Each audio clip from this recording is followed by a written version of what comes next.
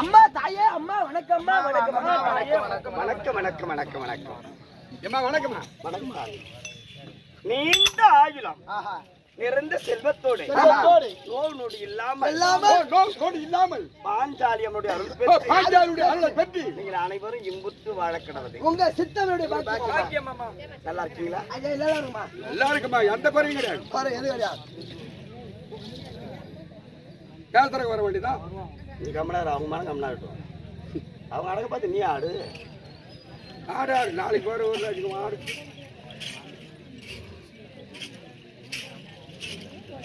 தம்பி அம்மா நமக்கு தாய் நாடகம் கூடியது இந்த பீமானந்த நகரம். பேசுங்க. பேசாதுன்னு சொல்றது 4 பேர் பேசுறாங்க.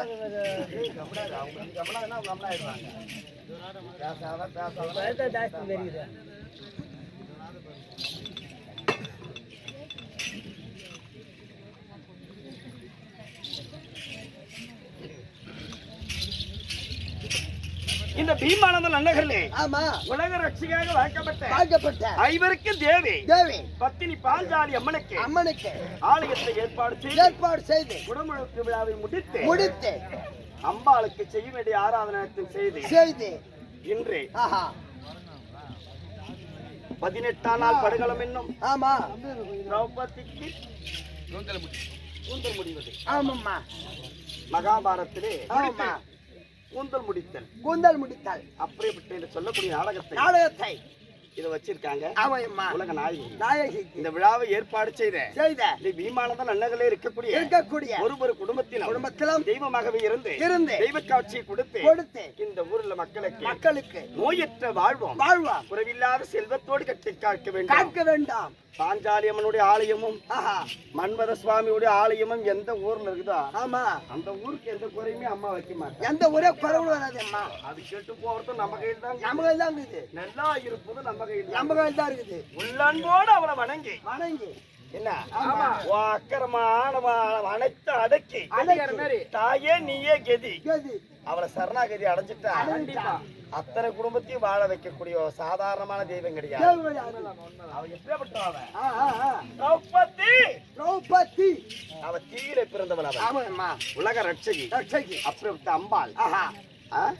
இந்த ஊர் மக்களுக்கு எந்த குறையும் இல்லாமல் இந்த விழாவை ஏற்பாடு செய்த அனைத்து உள்ளத்திற்கும் என்ன மட்டுமில்ல ஊராட்சி மன்ற தலைவர், கவுன்சிலர், உப தலைவர், கோவில் தர்மகர்த்தா, இன்னும் ஊர் நாட்டாம அத்தனை நல் உள்ளத்திற்கும் ஊர் பொதுமக்கள் அனைவருக்கும் அம்மா கற்றோர்களை யுத்தம் நம்மளை எல்லாம் பெற்றோர் 4 வரத்தில் அமர்ந்திருக்கின்றார்கள்.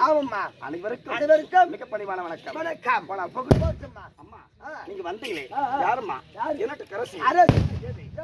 ஒரு வார்த்தை கேட்டியா? அம்மா யார் எந்நாட்டுக்கு அரசி என்பது விளக்கத்தின விவரமா சொன்னா அடியால் தெரிஞ்சிருமா? ஆமா. என்னடா? ஆமாம்மா. சொல்லிட்டு வந்தேன். கவுனிக்கலையம்மா தூங்கிட்டு இருக்கிற. ஓ ஏம்மா தெருலமா எனக்கு விளங்க ஒண்ணு புரியல. செம்பால் வளவதனி அம்பாள் ஜெகரட்சகி அம்மன் பாஞ்சாலி வந்தே. ஆஹா உலக மாதா. விளக்கம் புரியல ஒண்ணும். அம்மா பாஞ்சாலி மட்டும்தான் விளக்கம். அப்படியா? மற்றவங்களுக்கு புரியலமா? தெரியாது. பாஞ்சால தேசத்தை ஆண்டு வரக்கூடிய பாஞ்சால மன்னனுக்கு நாட்களாகவே பாக்கியம் என்பது கிடையாது. காலத்திலாம் செய்யாத தான தர்மங்களே கிடையாது. இருந்த போதிலும் அப்ப என் தந்தை எத்தனையோ பல விதமான முனிவர்களை கொண்டு வந்து பெருத்த ஒரு வேள்விகளை செய்தார். அந்த வேள்வியிலுமே ஒரு பலன் கிடையாது. அப்படி என்று மறுமுறை என் தந்தை என்ன செய்த தெரியுமா? பாடி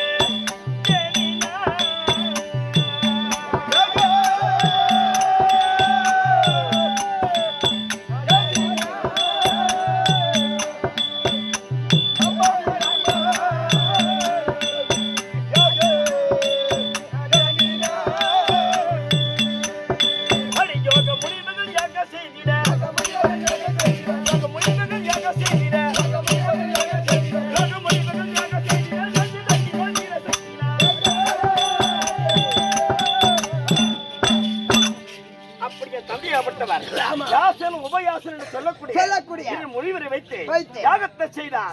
யாகத்தின் மூலமாக முதலாகவே யார் ஜனித்தார்? அவர் துஷ்ட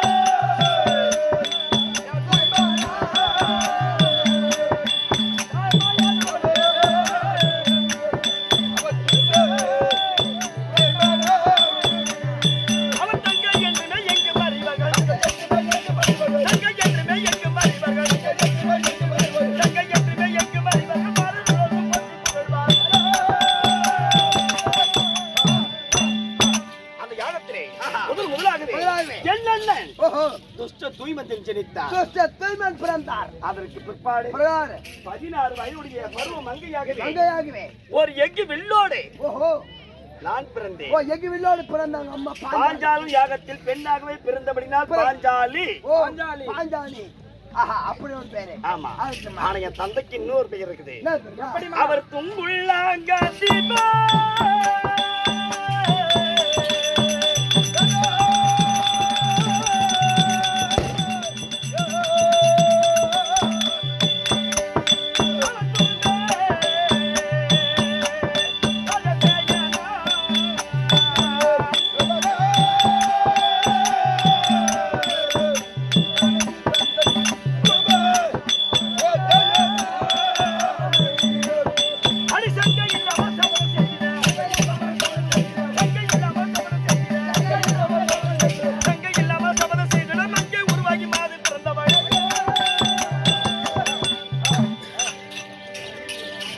தம்பி.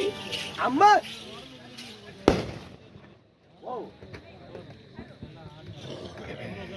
யோ, என்னய்யா வேஷம் இது?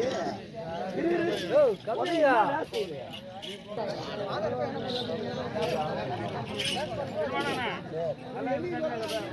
சங்கை இல்லாம சபதம் செய்து மங்கை உருவாகி மாது பிறந்தவள். மாது பிறந்தவள். இந்த ஓரத்துல ஆட்டோ ஒரே நாள் போய் ஒரு நாள் சும்மா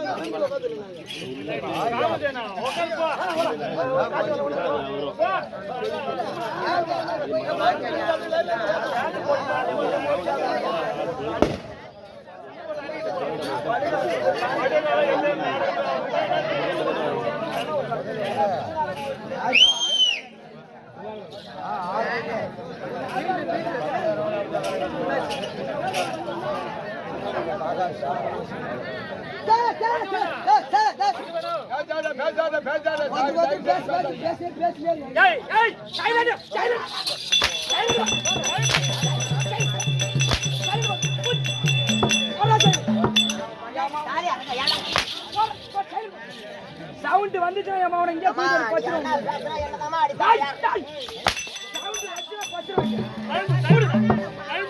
சவுண்ட்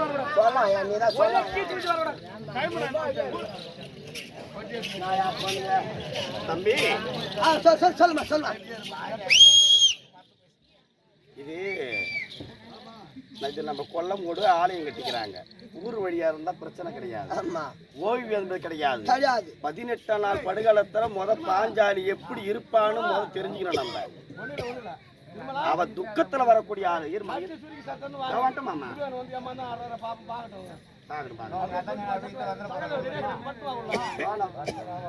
ஒண்ணுக்கு கூட ஒண்ணு வர வந்து நீங்க பாதம் பண்ணிடுறவா, எனக்கு ஒண்ணும் கிடையாதுவா. ஏன் வம்பு? சங்கை இல்லாம சபதம் செய்திட மங்கை உருவாகி மாது பிறந்தவள். மாது பிறந்தவள். இதோட விளக்கம் தெரியுமா? சொல்லுமா. பாஞ்சால தேசத்தை ஆண்டு வரக்கூடிய பாஞ்சால மன்னனா துரோணாச்சாரி அவர்களும் அக்கினி கோத்திரங்களோட கல்வி பயிற்சி கற்று வந்தார்கள். அப்படி கற்று வர தருணத்திலே பாஞ்சால தேசத்தை ஆண்டு வரக்கூடிய பாஞ்சால மன்னனோ பணசருக்கு ஒரு நாட்டுக்கு அரசனுக்கு பிள்ளையாக பிறந்தவர் பாஞ்சால மன்னன். துரோணாச்சாரி ஏழ்மையான குடும்பத்தை சேர்ந்தவர். அக்கினி கோத்திர மொழியுடன் இருந்து அத்தனை விதமான வித்தைகளும் கற்றுக்கொண்டார். யானையாற்றம், குதிரையாற்றம், பின்கண்டு,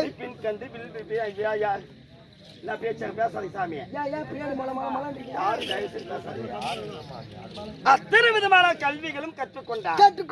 அப்ப கேட்கின்றார் பாஞ்சால மன்னன் துரோணாச்சாரி எனக்கு குருவாக இருந்து இந்த வித்தைகளை கற்றுக் கொடுக்கிறானால் பாஞ்சால நாட்டை நான் அரசாட்சி செய்ய காலத்தில் பிரதிபாகமாகவே குரு காணிக்கையாக நான் ஒன்று தருகிறேன் அப்படி என்று என் தந்தை பாஞ்சால மன்னன் கேட்க துரோணாச்சாரி சம்மதித்து அத்தனை விதமான வில் வித்தைகளும் கற்றுக் கொடுத்தார். இரண்டாவது குருவா இருந்து அவர் கற்றுக் கொடுத்தார். அரங்கேற்றம் ஆனது. அவர் இதாசனம் அவர் சென்று விட்டார்கள். அப்ப துரோணாச்சாரி இருக்கின்றாரே, கிருபாச்சாரியுடைய தங்கிய திருமணத்தை செய்தவர் துரோணாச்சாரி. கிருபியை திருமணம் செய்து துரோணாச்சாரிக்கு நீண்ட நாட்களாகவே புத்திர பாக்கியம் என்பது கிடையாது, குழந்தை என்பது கிடையாது. கற்பிலே சிறந்தவள் இந்த கிருபாங்கனி. அப்ப பரமமூர்த்தி பார்க்கின்றார், இவருடைய கற்பை நம்ம பரிசோதிக்க வேண்டுமே. அப்படி என்று ஒரு சன்னியாசி ரூபம் கொண்டு அந்த துரோணாச்சாரியுடைய அந்த பர்ணசாலைக்கு வந்து வந்து அம்மா பிச்சான் தேகி என்று பிச்சை என்று கேட்டார் பரமக்கடவுள். ஆனா வந்திருப்பதோ பரமக்கடவுள் என்று ஆமா அந்த கிருமாங்கனிக்கு தெரியும், அம்மாக்கு தெரியாது. ஐயா வந்தவருக்கு சாதம் அளிக்கும்படி என் கணவருடைய உத்தரவை. ஆமா பாருங்கள் பாருங்கள், வந்து அமருங்கள். அமருங்கள். இலையை பரப்பியது. ஆமா அன்னத்தை பரிமாறக்கூட நேரம். அம்மா எனக்கு நீ பரிமாற வேண்டுமானால் உன் உடலிலே ஆமா ஒட்டு துணி கூட இருக்கக்கூடாது. நீ பிறந்த மேனியோடு ஆமா எனக்கு சாதத்தை பரிமாறினால் ஆமா அத நான் புசிப்பேன் சாப்பிடுன்னு சொல்லிட்டாரு. இந்த அம்மா பார்த்தா கணவர் சாபத்தை கொடுத்து விடுவார். ஆமா வந்த முனிவருக்கு சாபத்தை பரிமாறவில்லை என்றால் ஞானத்தாலே அறிந்து நம்ம கணவர் நமக்கு சாபத்தை கொடுத்து விடுவார் அப்படி என்று அந்த அம்மா சரசரவென்று உள்ளே சென்று தன் ஆடை எல்லாம் அகற்றிவிட்டு இந்த அலகாபரம் என்று சொல்லக்கூடிய கூந்தலை தன் அங்கத்தை மறைத்துக் கொண்டு நேராக வந்து அந்த சன்னியாசியாக இருந்த பரம கடவுளுக்கு பரிமாறியது. ஆமா கிருபாங்கனி. ஆமா அப்ப யோசித்து பார்த்தா இவன் நம்மளை விட புத்திசாலியா இருக்கு, அதான இவளை மேலும் சோதிக்க வேண்டாம் அப்படி என்று வாழ்வு தேவனை அழைத்து வாழ்வு தேவா நீ லேசாக அசை உன் காத்த விடை. அவர் மூச்சு விட்ட உடனே இந்த அங்கமாக இருந்த கூந்தலாக பட்டது லேசாக விலகியது. பரம கடவுளுக்கு காமம் அதிகமாக ஏற்பட்டு பிந்து கடிதமாகி அந்த பரிமாறிய சாதத்திலே விழுந்து விட்டது. விழுந்தவுடன் அதை பார்த்தது. அந்த நேரம் பார்த்து துரோணாச்சாரி அவர்கள் தன்னுடைய வர்ணகசாலியை தேடி வருகிறார். ஆனா துரோணர் வருவதை அஞ்ஞானக்கண்ணால் யோசித்து பார்த்த பரமமூர்த்தி திடீரென்று மறந்து விட்டார். உள்ள வந்து துரோணர் கேட்கிறார், கிருமாங்கனி யாருமா? இப்பதான் நான் வரேன். அதானே சாத பரிமாறி வச்சிருக்கிறீங்க, என்ன காரணம்? நீ என்ன அலங்கோலமா இருக்கிற? சுவாமி அதான என்ன யாரோ ஞானி வந்தாரு. பசிக்கு சாதம் கேட்டார். அன்னம் பரிமாறினேன். என் உடலில் விட்டு துணியில்லாமல் பரிமாறினால் சாதத்தை புசிப்பேன் தெரிவித்தார். என் அலகாபுரம் என்று சொல்லக்கூடிய கூந்தாளி என் அங்கத்தை மறைத்துக் கொண்டு நான் பரிமாறினேன். அவருக்கு மிந்து கடிதமாகி சாதத்திலே விழுந்து விட்டது. நீங்கள் வருவதை அறிந்து அவர் திடீரென்று மறந்து விட்டார். அப்ப துரோணர் ஞானத்திலே சிறந்தவர். வந்திருப்பது யாராக இருக்க வேண்டும்? அஞ்ஞானக்கண்ணால் யோசித்து பார்த்த உடனே வந்திருப்பது வேற யாரும் கிடையாது, சாட்சா எம்பெருமான் பரமேஸ்வரன் தான். அந்த பரமக்கடவுள் இந்து கடிதமாகிய சாதத்தை ஒரு காலமும் பழுது அடையக்கூடாது. நமக்கு புத்திர பாக்கியம் பிள்ளை இல்லாத காரணத்தினால் பரமமூர்த்தியே வந்திருக்கிறார். அந்த சாதத்தை எடுத்து இருபே நீ புசிமா, சாப்பிடு அப்படி என்று சொன்னார். பார்த்தது கிருபாங்கனி. இந்த கடிதமாகிய சாதத்தை நான் புசிப்பதா எனக்கு மனம் ஒம்பாது, எனக்கு வேண்டாம் சுவாமி அப்படி என்று அந்த இலையோடு எடுத்து ஒரு குட்டி செவு இருந்தது, செவுத்து மேல வச்சாங்க. பக்கத்துல குதிரை எல்லாம் கட்டி வச்சிருந்தாங்க. அது ஒரு பெண் குதிரையாக பட்டது. அந்த இலையோடு சாதத்தை புசித்து விட்டது. ரிஷிப்பிண்டம் 20 பழமொழி போல அப்பொழுது அந்த அசுவத்தின் மூலமாகவே அழகான ஒரு ஆண்மகன் பிறந்தான். அசுவத்தின் மூலமாகவே பிள்ளை பிறந்தபடினால் அசுவத்தாமன் என்று பெயர் சூட்டினார்கள். தாயோட அங்கத்தில் 10 மாதம் 300 நாள் கர்ப்பப்பையில ஒரு பிள்ளையாக பிறந்து விட்டார். ஒரு தாயாகப்பட்டவள் பிறந்த பாலை கொடுத்து குழந்தையை காப்பாற்றிருக்கலாம். அது பிறந்த குதிரை வயிற்றில் இந்த பிள்ளை எப்படி காப்பாற்றுவது? யோசனை பண்ணி பார்த்தார். ஏற்கனவே காலத்தில் பாஞ்சால மன்னன் நமக்கு பிரதிபாகமாகவே ஒரு காணிக்கையாக பாதி ராஜ்ய தருகிறேன் என்று சொன்னானே, அவரிடம் சென்று ஏதாவது வாங்கி வருவோம், பிள்ளை காப்பாற்றுவோம். நேரா பாஞ்சால சபைக்குள் சென்றார்.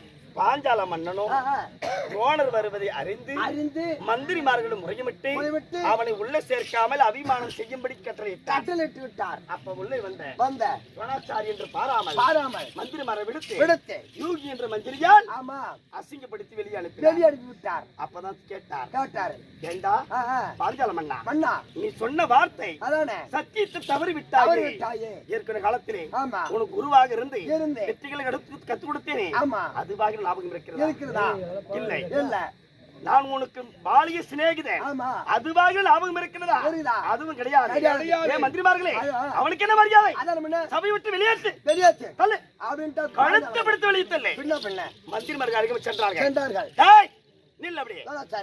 ஏ பாஞ்சால மன்னா, நீ என் பாலிய சிநேகிதன், நீ என்ன அபிமானம் செய்திருந்தால் பொறுத்துக் கொள்வேன். எதற்கான ஒரு மந்திரி விடுத்து என்ன அபிமானம் செய்தாய் அல்லவா? என்ன அபிமானம் செய்தபடினால் உன்னை கொல்வதற்காக என்ன? ஆமா, உன்னை கொல்வதற்காக. என்ன உன்னை லேச விடக்கூடாது. நீ எப்ப நீ என்ன மறந்தாயோ இனிமே உனக்கு என்ன மரியாதை?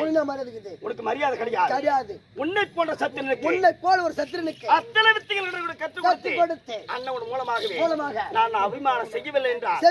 என் பெயர் துரோணாச்சாரிகள் என்று சத்தியம் செய்தார். நேராக சென்றார். 105 மாணாக்கள் பாண்டவரை ராஜாக்கள் 100 பேர்கள் 105 மாணாக்களுக்கும் வித்தைகளை கற்றுக் கொடுத்தார். அரங்கேற்றம் ஆனது. 105 மாணாக்களும் கேட்டாங்க, குருவே தங்களுக்கு குரு காணிக்கையாக என்ன வேண்டும் என்று கேட்டார்கள். அப்பா 105 மாணாக்களே, உன் பொன் பொருளோ ஆடை ஆபரணமோ கோட கோபுரமோ எதுவுமே வேண்டாம். எனக்கு ஒரு சபதம் இருக்கிறது. பாஞ்சால தேசத்தை ஆண்டு வரக்கூடிய பாஞ்சால மன்னனை ரதகுடி கம்பத்தில் பின் கட்டி என் பாதத்தில் கொண்டு யார் சேர்க்கின்றீரோ அதுவே குரு காணிக்கை. ஒரே வார்த்தை. அப்ப 100 பேருக்கு சென்றாங்க. பாஞ்சால மன்னனை எதிர்த்து அவன் சபைக்கு செல்வதற்காகவே போவதற்கு முன்பதாகவே யூகி என்ற மந்திரியா அடிபட்டு வந்து விட்டார். 100 பேர் ஓடாண்டாங்க. அப்பா இவர் ராஜாக்களிலே நடுப்பிறந்தராகிய விஜய காண்டிபன் எழுந்தார். குருவே எனக்கு விடை கொடுங்கள். விடை பெற்று சென்றார். யூகி என்ற மந்திரியை அடியோ தண்டமாக அடித்தார். பாஞ்சால மன்னனை ரதகுடி கம்பத்தில் பின் கட்டி துரோணாச்சாரி பாதத்தில் சேர்த்தார்கள். சேர்த்த உடனே அப்பதான் என் தந்தை ஏய் துரோணாச்சாரியே, நான் என் சபையில் நான் அபிமானம் செய்தேன் என்று மனதில் வைத்துக் கொண்டு இன்றைய தினத்தில் உன் மாணாக்களை விடுத்து என்ன அபிமானம் செய்தாய் அல்லவா? நான் உன்னை லேசாக விட மாட்டேன். எப்பொழுது என்ன அபிமானம் செய்தாயோ உன்னை கொல்வதற்காக ஒரு ஆண்மகனை பெற்றெடுப்பேன். மடல் வெடி கட்டி இருக்கிறானே அர்ஜுனன் அவளுக்கு தோழி சிந்தப்படி ஒரு பெண்ணை பெற்றெடுக்கவில்லை என்றார். என் பெயர் பாஞ்சால மன்னன் சத்தியம் செய்தார். பாஞ்சால மன்னன் துரோணாச்சாரியுடைய சபையிலே சத்தியம் செய்கிறார். உன்னை கொல்வதற்கு ஒரு ஆணையம் அதை ஈட்டு வாழ்ந்தான் அர்ஜுன பெருமான். அவன் தோழி சேர்ந்த ஒரு பெண்ணை நான் பெறவில்லை என்றார். என்னுடைய பெயர் பாஞ்சால மன்னன் என்று சத்தியம் செய்து கொடுத்தார். பாஞ்சால மன்னன். ஆமா. அப்ப அரிசங்க இல்லாம சபதம் செய்திட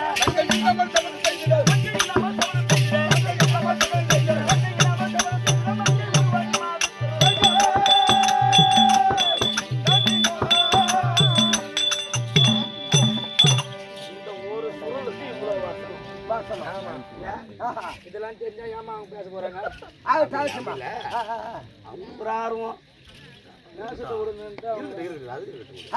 அப்படி தந்தை யாசன் உபயாசன் என்று சொல்லக்கூடிய முனிவரை வைத்து யாகத்தை செய்து யாகத்தின் மூலமாகவே என்ன துஷ்டத்தை ஜனித்தார்.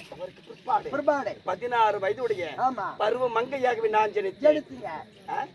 என் கூட ஒரு எஃகு வில்லா கொண்டு பிறந்தது. அப்ப நான் யாருக்காக பிறந்தேன்? அர்ஜுன பெருமானுக்காக பிறந்தீங்க. அம்மா பாண்டவராய் என் தந்தையிட்ட கட்டளைப்படி அர்ஜுன பெருமான் வருவார் என்று வழிமேல் விழிவெத்து காத்திருந்தேன். அரக்கு மாளிகை கட்டி 5 ராஜாக்களை குடிப்புகழ செய்து தீவிட்டு எரித்து விட்டார். பாண்டவர்கள் மடிந்து விட்டார் என்று செய்தி வந்தது. தந்தை பார்த்தார் பாஞ்சால மன்னன். ஐயோ நான் இட்ட சபதம் நிறைவேறாமல் போய்விடுமோ? என் மகளை யார் திருமணம் செய்வது? பாண்டவர் மடிந்து விட்டாரா? அப்படின்னு எங்க தந்தை பல அழுறாரு. நான் என்ன நினைக்கிறேன், பாண்டவர் தப்பிச்சுட்டான்னு ஒரு வார்த்தை கேள்வி வருது. அவங்க எங்க இருப்பாங்க? எப்படி வருவாங்க? அப்பதான் யோசனை பண்ணி பார்த்தேன். மங்கையின் ஒருத்திக்காக மலைகடல் வனமும் தாண்டி மங்கையின் ஒருத்திக்காக மலைகளும் காடு தாண்டி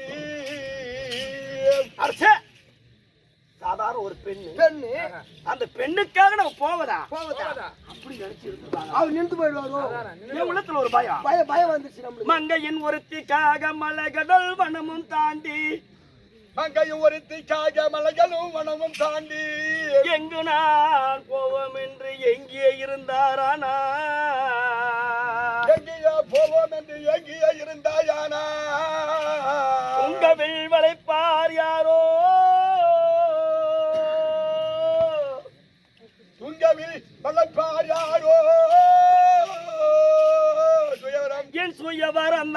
என்னங்காமோ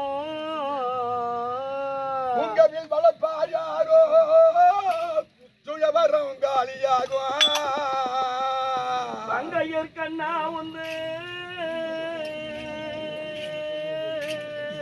அங்கைய கண்ணா உள்ள பாதமே போற்றி போற்றி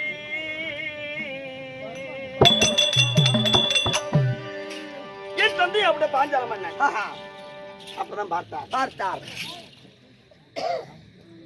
எனக்கென்று சுயவர் ஏற்பாடு செய்து ஆமா என் கூட பிறந்த எஃகு வில்லை கொண்டு வந்து அதை நேராகவே நிறுத்தி ஏன்னா நான் யாருக்காக பிறந்தேன்? அந்த அர்ஜுன பெருமானுக்காக. அவரால் மட்டும்தான் அந்த வில்லை வளைக்க முடியும், வேற யாராலும் முடியாது. அப்படி என்று மஞ்சள் கணக்கை பெரிதாக கட்டி அந்த அனுமந்ததாதன் சொல்லக்கூடிய வில்லை நேராக நிறுத்தி அப்பதான் என் தந்தை தெரிவிக்கின்றார். மன்னர்களே, ராஜாக்களே, என் பாஞ்சாலி என் மகளை திருமணம் செய்ய வேண்டுமானால் மஞ்சள் நீரை பார்த்து மச்சக்குரிய அறுத்து என் மகளை திருமணத்தை செய்யலாம். ஒரு நாட்டு மன்னனாக இருந்து வந்தார். அந்த வில்லை வளர்த்து பார்த்தார். ஒருவரால முடிய கிடையாது. எல்லாம் மன்னக்கவி சென்று விட்டார்கள். அந்த நேரம் பார்த்து அங்கு தேசாதிபதி கர்ணாபதி எழுந்து வந்தார். ராணியை பூட்டினார். வில்லு வளர்ந்து கொண்டே வருகிறது. ஐயோ, இவர்தான் அர்ஜுன பெருமானா? என் வில் வளர்ந்து கொண்டு வருகிறது. இவர்தானா? நினைச்சுக்கிட்டு ஒரே விழிப்பான பார்வை பார்த்து அந்த நேரம் பார்த்து ஒரு கருவண்டாகை வந்து ராணி அறுப்பட்டு மண்ணை கவி கொண்டு அவரும் சென்று விட்டார். அப்ப பிராமண வடிவிலே இருந்த ஒருத்தர் எழுந்து கேட்டார், ஐயா, ராஜாக்கள் மட்டும் இந்த வில்லை வளைக்கலாமா? குலத்தோலாக இந்த விலை வளைக்கலாமா?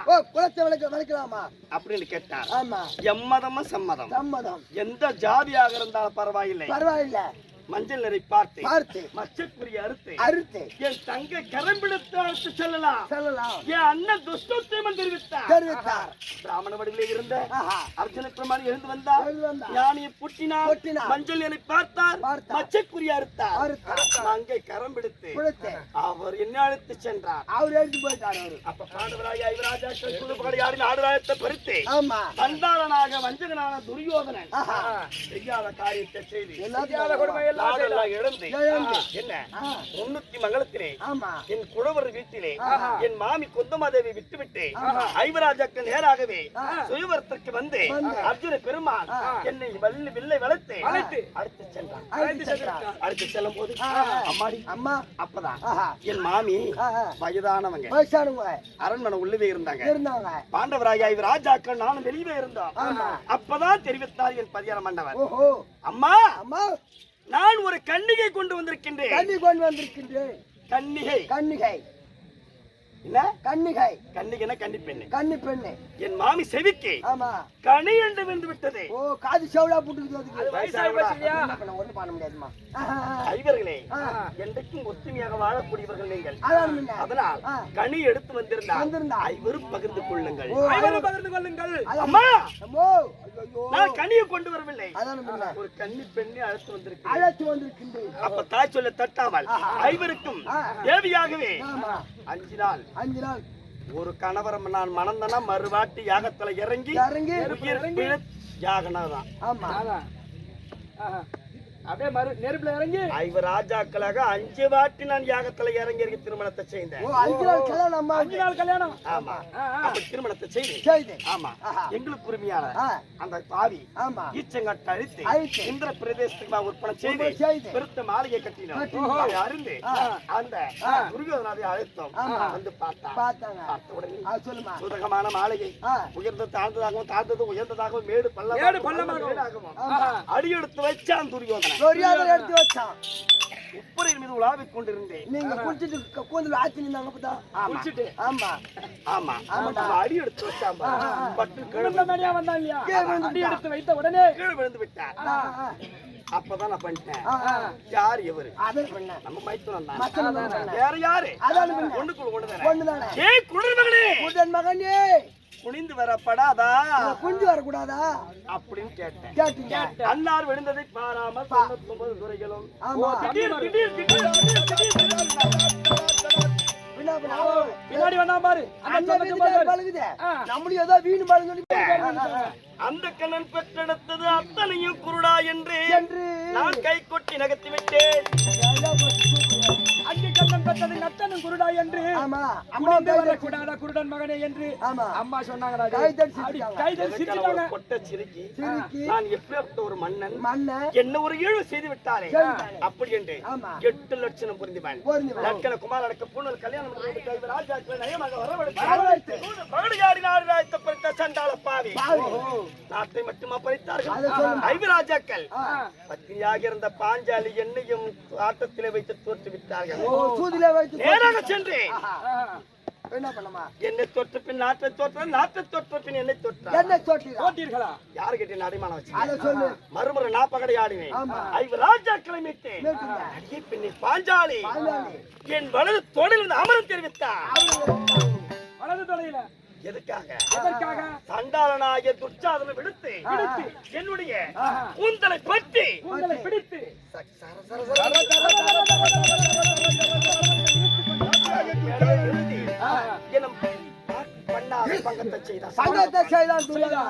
என்ன செய்வேன் ஐயா சபையோர்களே, இது நீதியா இது நேர்மையா? ஒரு பெண்ணாகப்பட்டவளை கொண்டு வந்து இப்ப அக்கிரமத்தை செய்கிறானே இது கேட்பதற்கு ஒருவரும் இல்லையா? கிடையாதா? கற்றை குழல் பிடித்து கண்ணில்லா பெற்றெடுத்தோ கற்றை குழல் பிடித்து கண்ணில்லா பெற்றெடுத்தோ பத்தி துகில் உரைய பாண்டவரும் பார்த்திருந்தார் பார் சபையில். பத்தி துகில் உரிந்து பாண்டவரும் பார்த்திருந்தார் பார் சபையில். ஒத்தே தரவிகிரி கோவிந்தானிய என்று கொட்டே தனதுகிரி கோவிந்தானிய அன்றே அத்தைக்கு அங்கு வேறு யார் என் அபிமானம் காத்தார் அண்ணா. அண்ணா கண்ணா கமல கண்ணா மதிசுதனா பெருமாளை திருமாலை என்று 1008 நாமத்தை உரைத்தே என் அப்பவும் என் வரவே கிடையாது. கோவிந்தா கோவிந்தா என் உடலிலே ஒரு சுத்தி ஆடுதான் இருக்கிறது. என் அபிமானம் போக போகிறது. என் இருதய கமல வாசா என்று இந்த இருகர குப்பினால் அழைத்தேன். அப்பதான் அண்ணன் வந்தான். துகில் எடுத்தார். இந்த மங்கை மானத்தை காப்பாற்றினார். அப்பதான் சண்டாள பாவி அடிய பெண்ணை பாஞ்சாலி என் வலது தோடையில் வந்து அமர தெரிவித்தார். ஏ சண்டாளா ஏ சதிகாரா நான் வந்து அமர்வதா? அரசபையில் என ஏற்றி அஞ்சாமல் துகில் தீண்டி அழகும் தீண்டி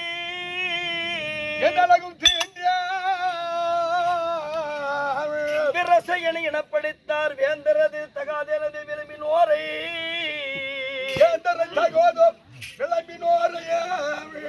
ஒரு சமரில் முடி துணைத்து புலனார் பெண் குருதி பொழிய விட்டு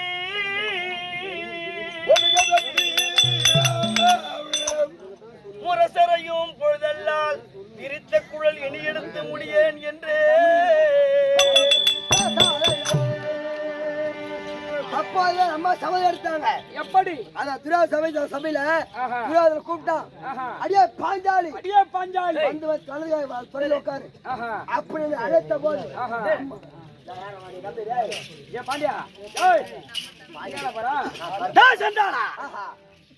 இன்னைக்கு அமர மாட்டலாம். ஆமா இன்னைக்கு அமர மாட்டேன். வலது தோட நான் வந்து அமர்வதா?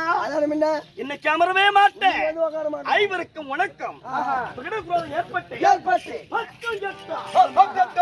18ஆம் நாள் அமர்காலத்திலே என் கணவராக விலகக்கூடிய பீமாட்சிக்கு தான் இத்தனா தொடையை முறித்து எந்த வலது தொடையை அமர செய்தாயோ உன் தொடையை முறித்து உன் வயிற்று கிழித்து உன் உதிரத்தை எண்ணெயாகவும் உன் பற்களை சிப்பாகவும் உன் சிறுங்குடலை புஷ்பமாகவும் உன் பெருங்குடலை மாலையாகவும் அன்னைக்கிட்ட சபதம் தான். அன்னைக்கு எடுத்த சபதம் தான்.